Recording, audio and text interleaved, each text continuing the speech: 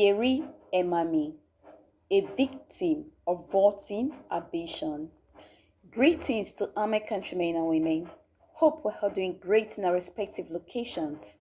One of the most profound realizations I had was when it hit me that my life is mine, is the one thing that belongs to me.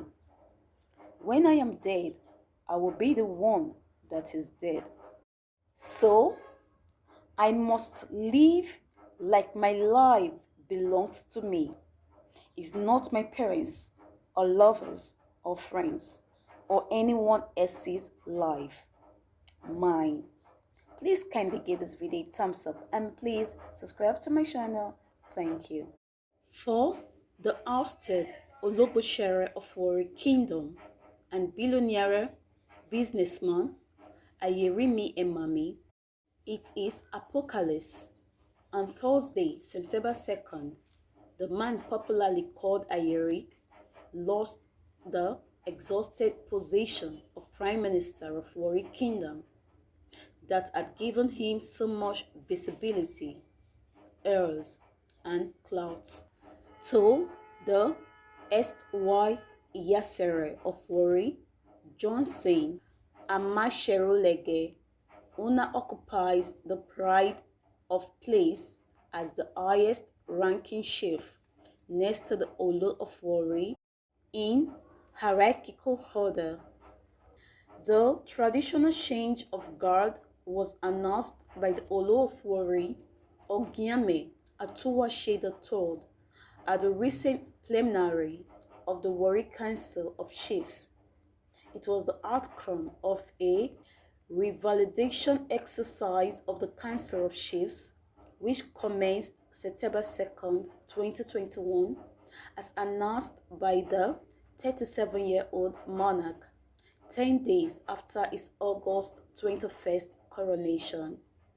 Recall that Ogiame Atuwashe III had in a personally signed statement dated September 1st but released August 31st, 2021, dissolved the Traditional Council, all committees and subcommittees in Iwereland with immediate effect and announced a revalidation and confirmation exercise to commence September 2nd, 2021.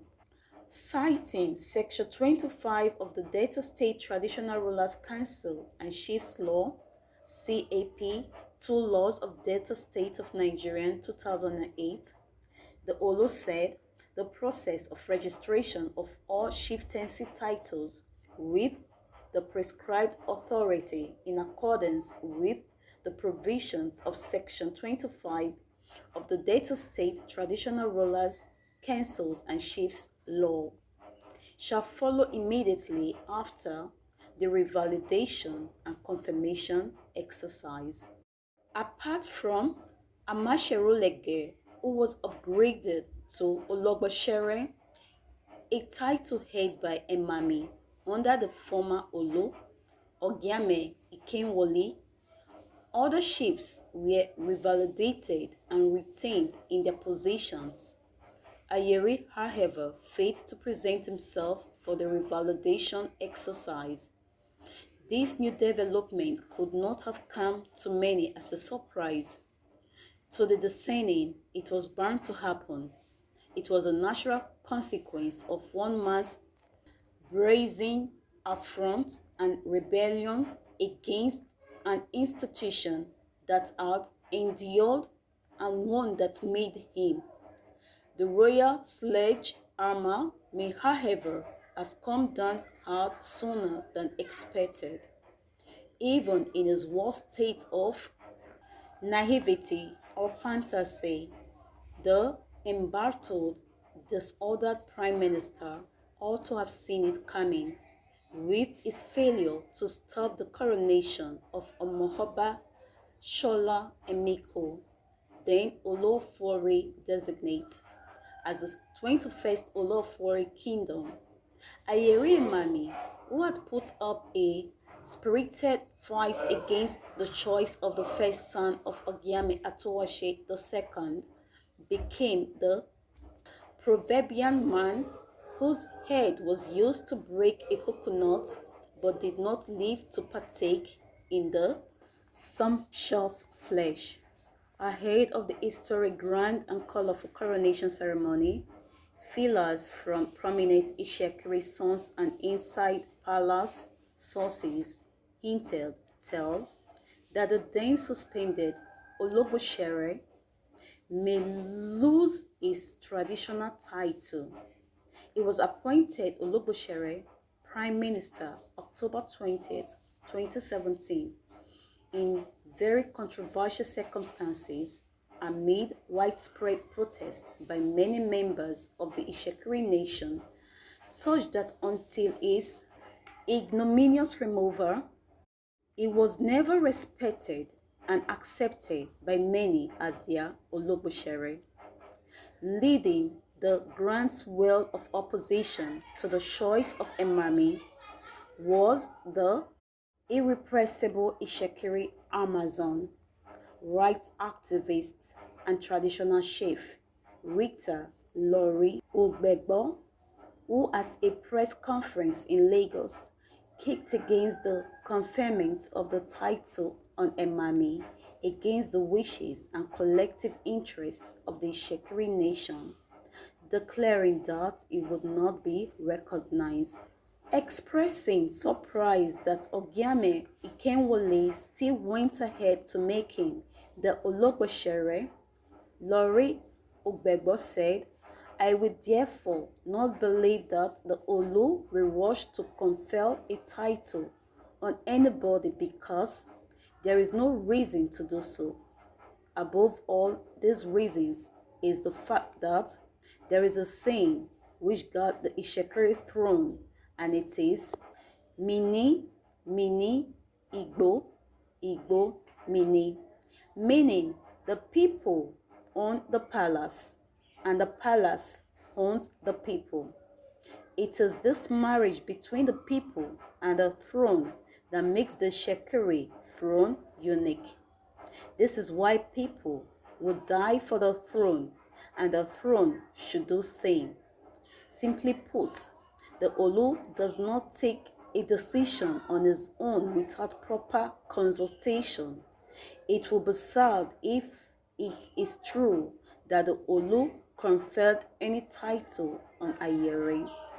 Not convinced that such event actually took place, Lori Ugbegbo said, I only saw the Olu, Ayiri, and 3 chiefs somewhere.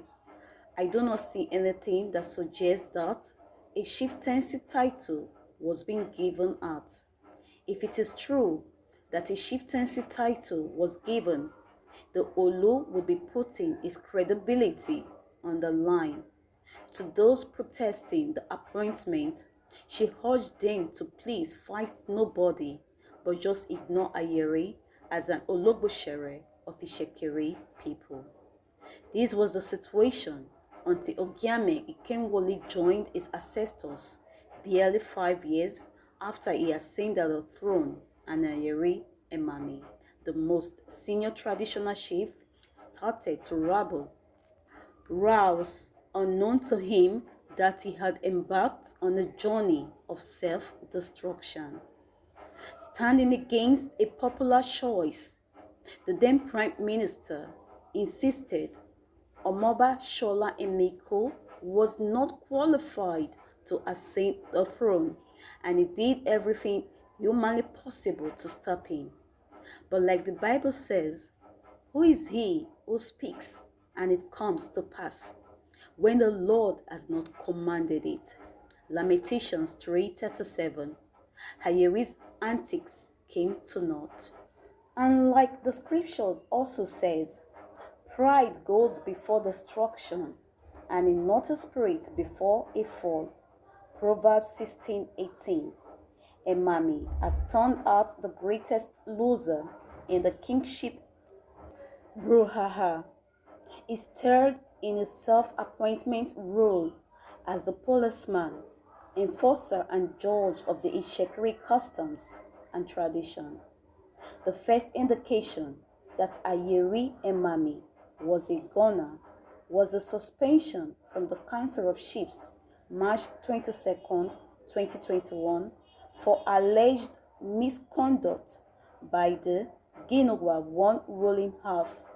Trouble started when the Emami-led Olu's advisory council disqualified the choice of Omoba Shola Emeko by the ruling house.